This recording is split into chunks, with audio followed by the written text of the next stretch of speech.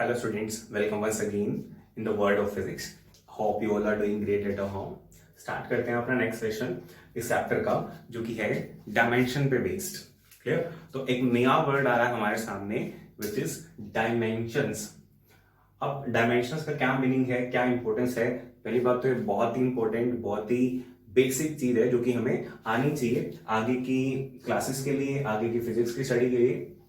अब ये डायमेंशन उससे रिलेटेड नहीं है जो अपने घर है 2 डायमेंशन 3 डायमेंशन. ठीक है, वो और इसको लिंक कर सकते हैं, आपने बाद में लिंक करेंगे, बट अभी फिलहाल के लिए आप सोचो कि दोनों में कोई सिमिलैरिटी नहीं है. डायमेंशंस का क्या मतलब है, क्या इसकी डेफिनेशन है, वो यहाँ पे लिख करके रखी हुई है. बट बिफोर हम डायमेंशन स्टार्ट करें, हम कुछ छोटी छोटी तैयारियां पूरी कर लेते हैं एज यूजुअल. तो डायमेंशन से पहले आपको फंडामेंटल यूनिट्स के बारे में पता होना चाहिए. You must have that knowledge कि व्हाट इज फंडामेंटल यूनिट्स. तो होपफुली आपको पता होगा फंडामेंटल यूनिट्स कितनी है. आपको मैंने फंडामेंटल क्वांटिटी याद करने की एक ट्रिक बताई थी. आपको कहा था यूनिट MLT, मास लेंथ टाइम. मास लेंथ टाइम जो है वो तो आपको याद रखनी ही रखनी है. ठीक है, मास लेंथ टाइम ये तो आपको बहुत ज्यादा यूज होगी और याद हो ही जाएगी. इसके अलावा 4 और होती हैं, 7 ये और 2 सप्लीमेंट्री होती है ना. तो 4 और वो थोड़ी सी कई बार दिमाग से निकल जाती है, तो उसके लिए अपने याद रखा था let, MLT plus let. L मैंने क्या था, लाइट की ल्यूमिनस इंटेंसिटी, जिसकी जो यूनिट थी वो थी कैंडेला, CD, छोटा सी छोटा डी. ए मैंने क्या था, अमाउंट ऑफ सब्सटेंस, जिसकी यूनिट क्या थी, मोल, MOL. तीनों ही छोटे. ठीक है. टी माने क्या था, टेम्परेचर. टेम्परेचर की यूनिट क्या थी, के, यानी केल्विन. और ई मैंने क्या था, इलेक्ट्रिक करंट, और इसकी यूनिट क्या थी, एम्पियर. क्लियर? तो आपको ये सारी चीजें ध्यान में होनी चाहिए. क्या ध्यान में होनी चाहिए कि मास के लिए आप यूज करोगे M, लेंथ के लिए आप यूज करोगे L, टाइम के लिए आपने यूज करना है T. ठीक है, और ल्यूमिनस इंटेंसिटी के लिए आपने यूज करना है CD. अमाउंट ऑफ सब्सटेंस के लिए आपको यूज करना है मोल. ठीक है, टेम्परेचर कहीं का भी मेजर कर रहे हैं, उसकी वैल्यू देख रहे हैं, तो उसके लिए आपको रिप्रेजेंट करना है K. और अगर करंट की बात चल रही है, करंट भी कौन सा, इलेक्ट्रिक करंट की बात चल रही है, तो आपको वहां पे लेना है A मींस एम्पियर. क्लियर? तो ये सारी आपको पता होनी चाहिए. और अपने इनका डायमेंशन कह सकते हैं कि मास का डायमेंशन क्या होगा M, लेंथ का डायमेंशन क्या होगा L. जब ये डायमेंशन लिखते हैं तो ये स्क्वायर ब्रैकेट बना देते हैं. देखो जैसे मैंने डायमेंशन बोला तो मैंने बस क्या किया, स्क्वायर ब्रैकेट बना ली. डायमेंशन की डेफिनेशन तो अभी तक कराई नहीं, पर डायमेंशंस करवाने स्टार्ट कर दिए, तो गलत बात है. नहीं करेंगे अपने, अभी स्किप नहीं किया अपन ने. तो पहले आपको इसकी नॉलेज होनी चाहिए कि फंडामेंटल यूनिट्स क्या होती हैं, कितनी होती हैं, ये सारी होती हैं. इससे आप अगर फ्रेंडली हो तब अपन आगे चलते हैं. देखो ये अपन ने क्या कहा था, these are the fundamental quantities and these are the fundamental units of these fundamental quantities. और फंडामेंटल क्यों कहा था, क्योंकि जितनी भी दूसरी क्वांटिटीज हैं वो सारी की सारी इसकी फॉर्म के अंदर बनाई जा सकती है. एक बार इनसे फ्रेंडली होगी तो अपने आगे डिस्कशन को कंटिन्यू कर सकते हैं. ठीक है, तो होपफुली हम इनसे फ्रेंडली हो चुके हैं, ये क्वांटिटीज और ये इनकी फंडामेंटल यूनिट्स. ठीक है, और इनको फंडामेंटल कहा क्यों था, क्योंकि इनसे हम सारी की सारी क्वांटिटीज बना सकते हैं, है ना. तो इट मीन्स कोई भी फिजिकल क्वांटिटी होगी, मतलब इनके अलावा, वहां पे आपको ध्यान देने की जरूरत है, इसके अलावा कोई और फिजिकल क्वांटिटी होगी, यानी हम किसकी बात कर रहे हैं, हम डिराइव्ड क्वांटिटीज की बात कर रहे हैं. उन क्वांटिटीज को हम किसकी फॉर्म में लिख सकते हैं, इन्हीं की किसी एक पर्टिकुलर फॉर्म में लिख सकते हैं. क्लियर? तो ये ही डायमेंशन का बिल्कुल बेस है. अब मैं इस काम को हटा देता हूँ, या चलो पढ़ा रहने दो, अभी हमें स्पेस नहीं चाहिए. हम इसकी डेफिनेशन बढ़ते हैं. एक डेफिनेशन ब्लैक में लिखी है, एक डेफिनेशन ब्लू में लिखी है. ब्लैक में जो मोस्टली बुक्स के अंदर मिलेगी आपको वो लिखी है मैंने, दोनों ही सही है. क्या कहता है कि dimensions of any physical quantity are the powers. पहली बात तो आपको पता चला कि डायमेंशंस का मतलब पावर से है. टू विच, किन की पावर, फंडामेंटल यूनिट्स की. To which fundamental units are raised to express that quantity. जिस क्वांटिटी की बात की जा रही है उस क्वांटिटी को एक्सप्रेस करने के लिए फंडामेंटल यूनिट्स का किस तरह का अरेंजमेंट बनेगा, उसकी कितनी पावर लेनी पड़ेगी, फंडामेंटल यूनिट्स में से कौन कौन सी यूनिट लेनी पड़ेगी, उसकी कितनी पावर लेनी पड़ेगी, वो अगर अपन देख लें तो उस ही यूनिक कॉम्बिनेशन को कहते हैं क्या, उसका डायमेंशंस। क्लियर? तो यही एक सिंपल वर्डिंग में मैंने लिख रखी है ब्लू डेफिनेशन, जो कि मैं यूज कर रहा हूं, ये मेरी पर्सनल डेफिनेशन है। क्या कहा इसमें? कहा है कि dimensions of any physical quantity is a specific set, या आप कह सकते हो is a unique set of powers. किसका सेट है, किसका कॉम्बिनेशन है? पावर्स का।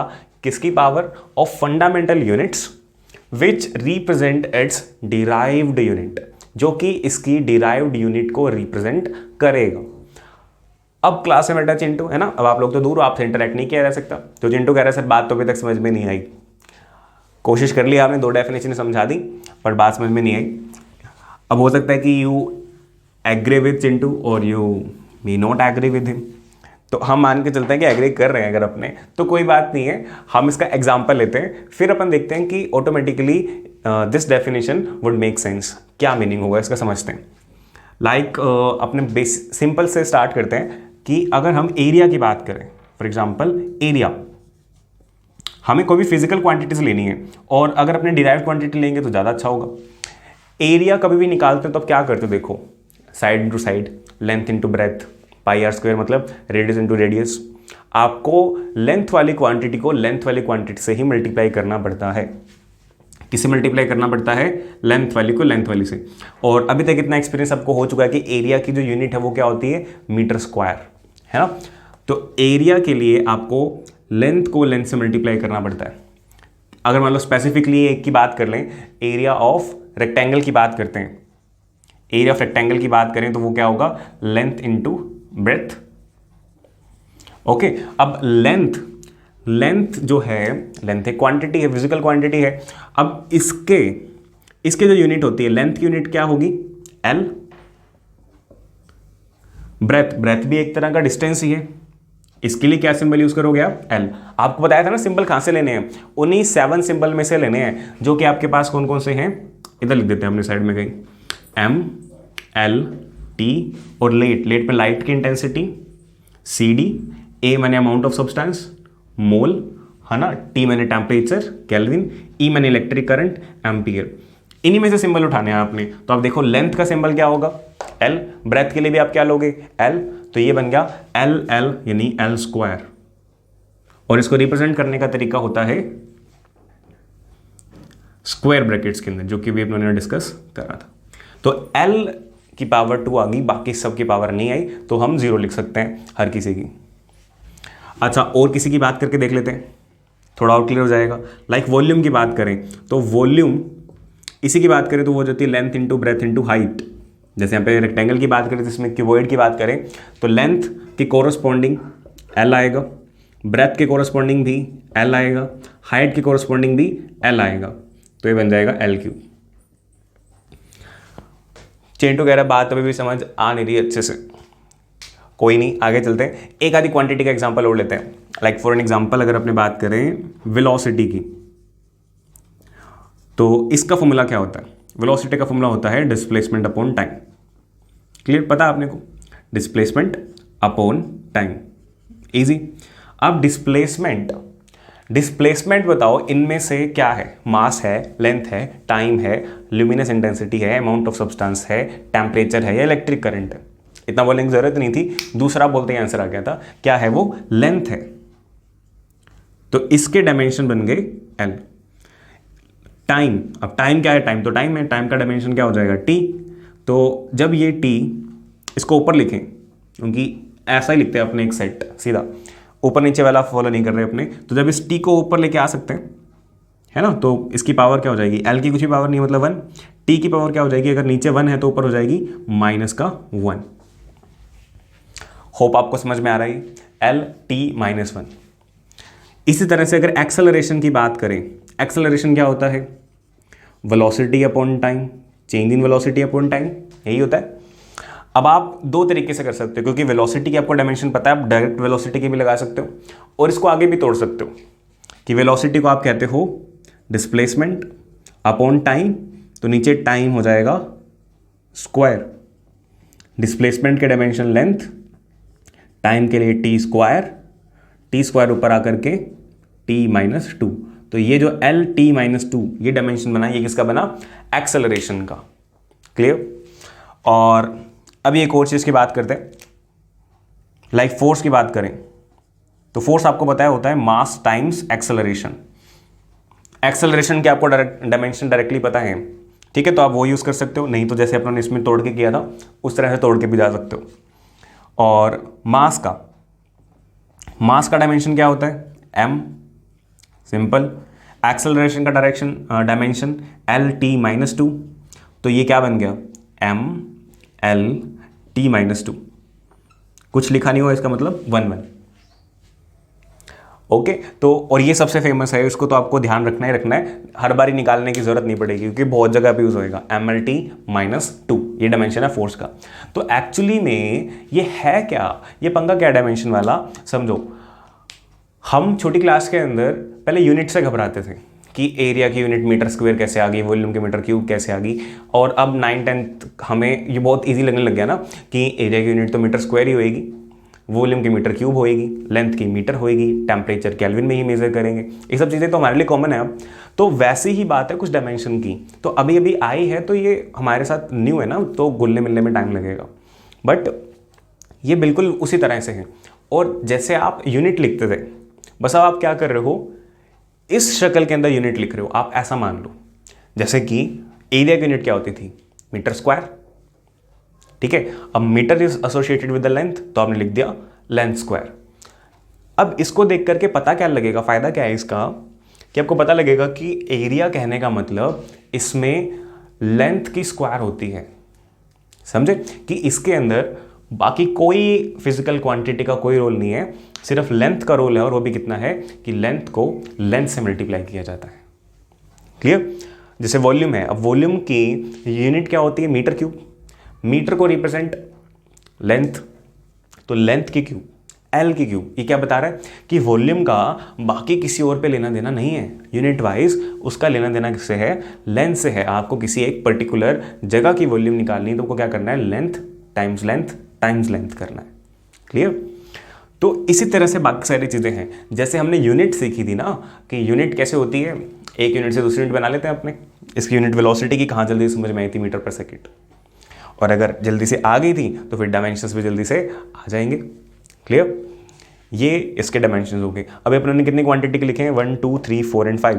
क्या इतनी क्वांटिटी है हमारे पास? नहीं, ढेरों सारी क्वांटिटी हैं। फोर्स है और मोमेंटम है, जो अपने जानते हैं वो वाली क्वांटिटी भी बहुत सारी है।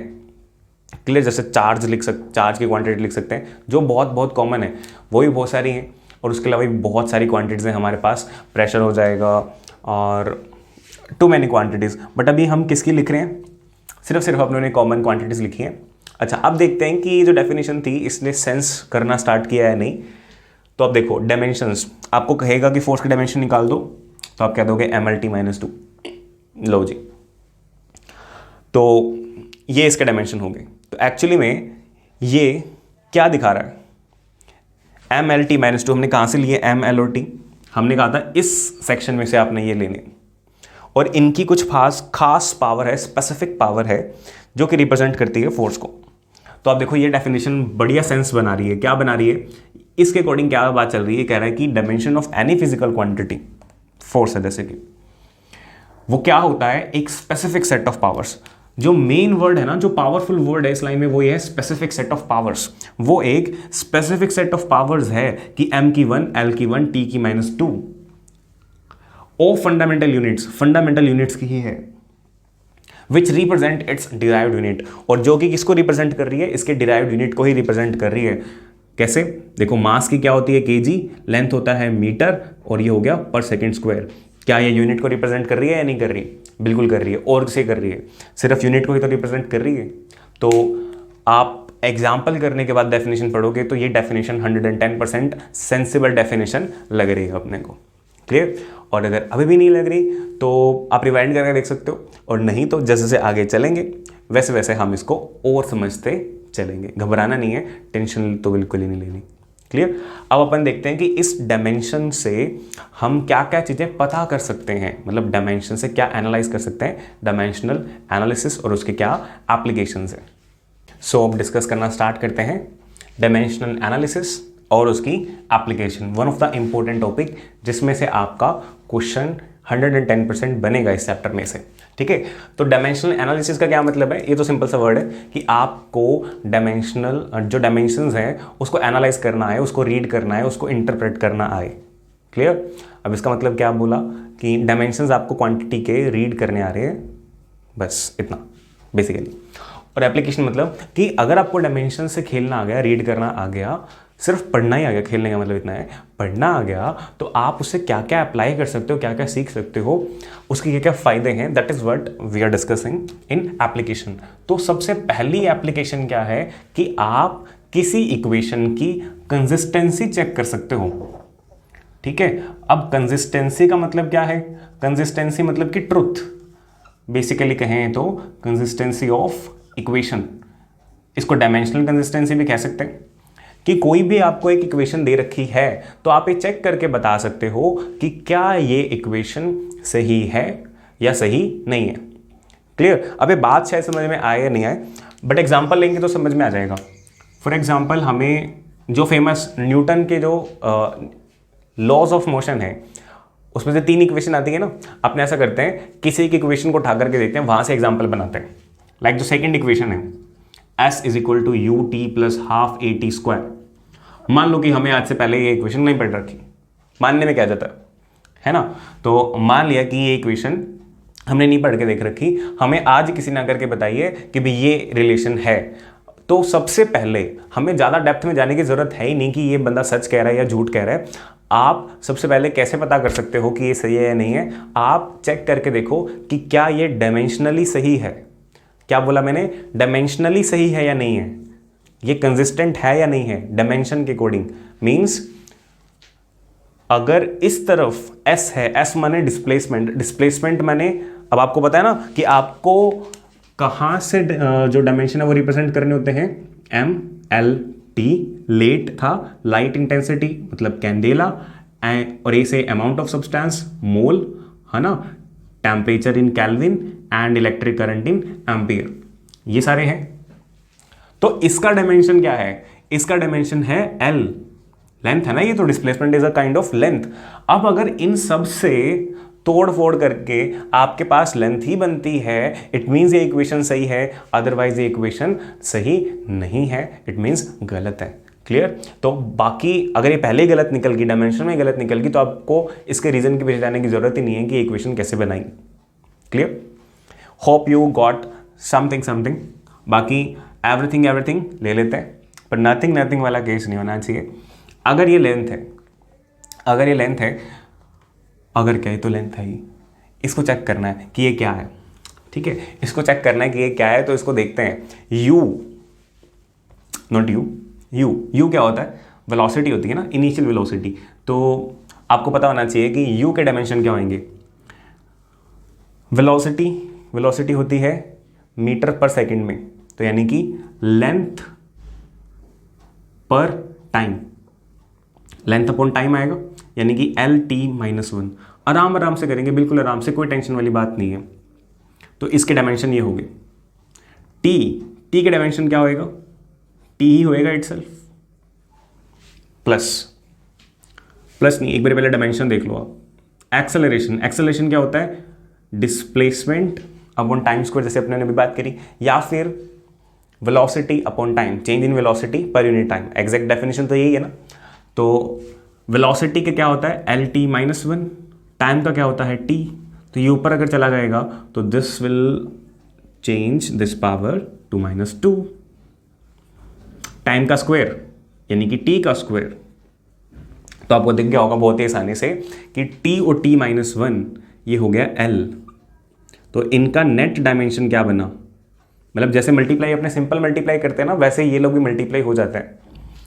और ये दोनों, इनका नेट क्या बनेगा, ये t की पावर -2 है, ये t की पावर +2 है, तो इनका नेट क्या बनेगा, इनका नेट भी बनेगा n।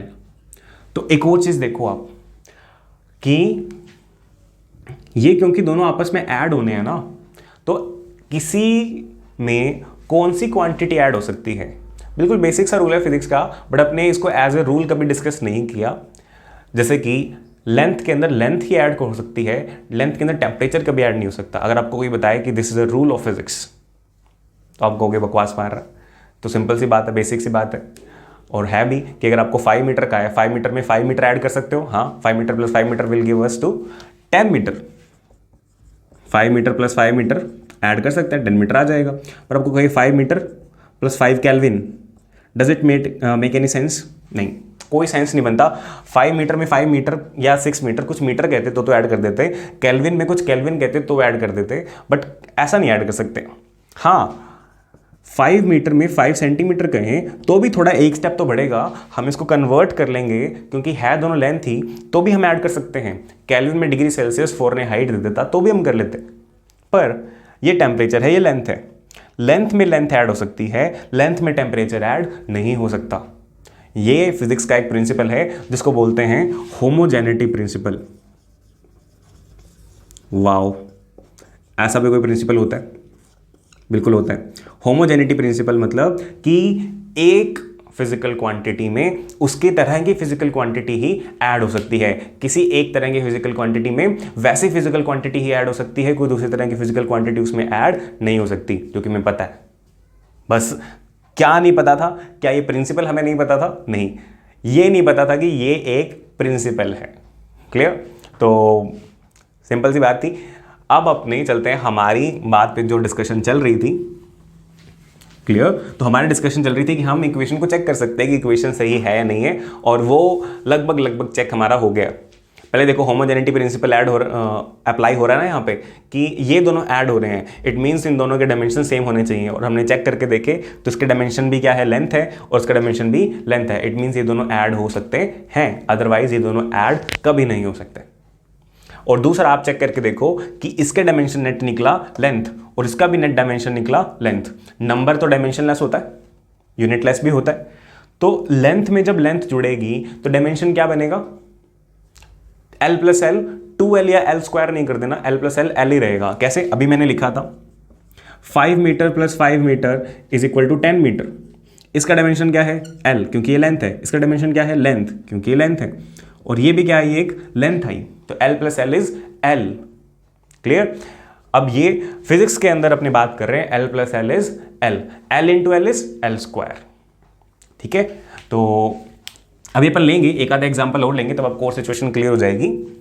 अब अपन चलते हैं इसमें आगे कि अगर ये L है, ये भी L है, तो इन दोनों का जो सम बना वो क्या बना? L बन गया। और डिस्प्लेसमेंट, ये इन भाई साहब के डायमेंशन लिखे तो ये भी L आएगा, और जो कि आपस में बिल्कुल इक्वल है 110%। तो ये एक्सप्रेशन डायमेंशनली सही है, और होगा भी, पता ही था हमें, क्योंकि ये बहुत अच्छी इक्वेशन है, सही इक्वेशन है। इससे अपने कितने क्वेश्चन करके आए 9th क्लास में, और शायद उस न्यूमेरिकल की वजह से हमारे 3-5 नंबर भी आए होंगे एग्जाम में। ठीक है, पर एक एग्जाम्पल से मन नहीं भरता, कोई और करके देखते हैं, एक और करके देखते हैं। ठीक है जी, करके देखें, करके देखते हैं। इसी की थर्ड इक्वेशन उठा लेते हैं। क्या थी?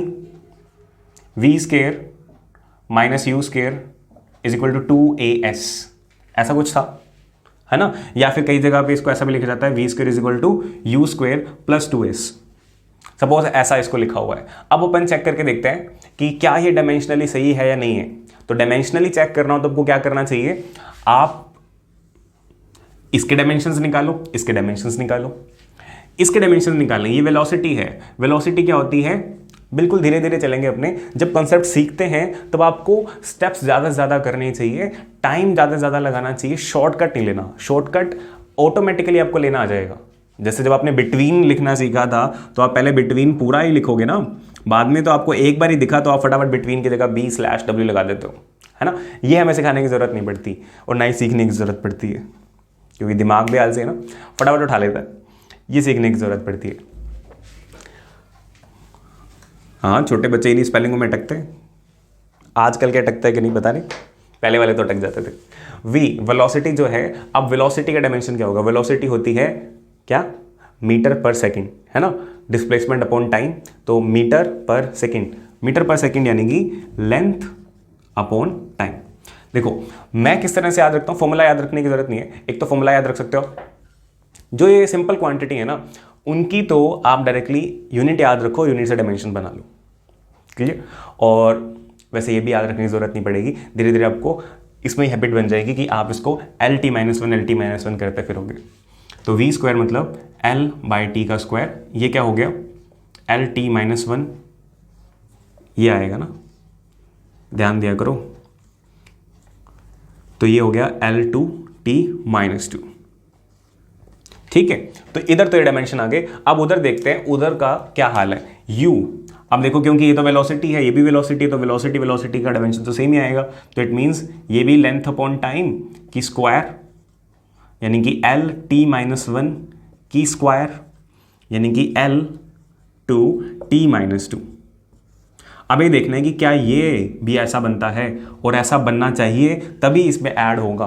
बट देखते हैं, 2 का कोई डायमेंशन नहीं है। एक्सेलरेशन का क्या डायमेंशन होता है, velocity, change in velocity per unit time. तो वेलोसिटी है LT-1 है ना, और टाइम है t, ठीक है। और s माने डिस्प्लेसमेंट, डिस्प्लेसमेंट क्या होता है l। तो ये t ऊपर आएगा, ये l इसमें मर्ज होएगा, तो ये हो गया L² t ऊपर आएगा तो t-1 था, एक ऊपर और आ गया तो t-2। तो देखो ये तो एक स्टेप पहले ही पता लग गया अपने को, तो जस्ट रिपीट किया, और ये दोनों डायमेंशंस सेम हैं तो तभी ऐड होंगे। और दूसरा, एक डायमेंशन प्लस वही डायमेंशन इज इक्वल टू वही डायमेंशन, तो नेट डायमेंशन क्या बने L²t-2। इट मीन्स कि ये जो इक्वेशन है वो डायमेंशनली करेक्ट है, क्लियर। अब अपन क्या करते हैं, एक और एग्जांपल लेकर के देखते हैं जिसमें डायमेंशनली करेक्ट ना हो, डायमेंशनली करेक्ट ना हो। जैसे कि हमें सबको पता है force is equal to mass time acceleration, या चलो अभी एक इक्वेशन और पढ़ी है ना, इसी के इक्वेशन के साथ खेलते हैं। एक इक्वेशन हमारे पास v is equal to u plus at है ना, फाइनल वेलोसिटी निकालने की, v is equal to u plus at। तो पहले तो मान के चलो कुछ गड़बड़ घोटाला करना पड़ेगा, क्योंकि हमें पता है ये इक्वेशन तो सही है। तो अगर अपने यहाँ पे किसी बच्चे ने गलती से ऐसा लिख दिया हो कि s is equal to u plus at, ठीक है, गलती से लिख सकता है, ठीक है, कोई भी गलती करवा सकते थे अपने, सपोज अपन ने वाली गलती करवा दी।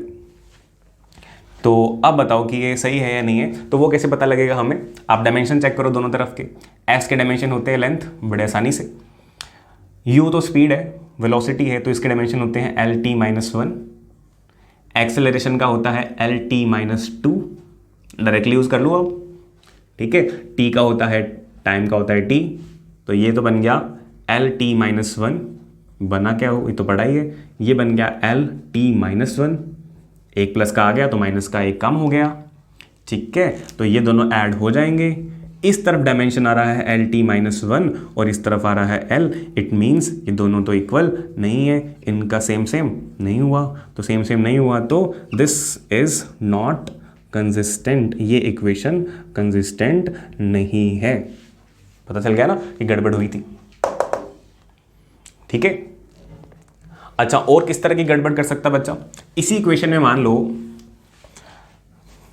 बड़ा मान लो, है ना, बट मान के काफ़ी कुछ समझ रहे हैं अपने। तो v is equal to u plus at। Suppose करो कि किसी ने गलती से u² लिख दिया, हो सकता है u² लिख दिया। अब ये जो है क्या इक्वेशन सही है, हमें वैसे पता नहीं है, बट मान लो कि हम इस इक्वेशन को जानते नहीं थे, बस अब डायमेंशनली चेक करके बताना है कि सही है या नहीं है। तो आप क्या करोगे, डायमेंशन निकालोगे। इसके डायमेंशन तो वेलोसिटी है, वेलोसिटी क्या होती है LT-1, बड़ी जल्दी से लिख दिया आपने। ये वेलोसिटी का स्क्वायर है, मतलब LT-1 का स्क्वायर, यानी L2t-2, ठीक है।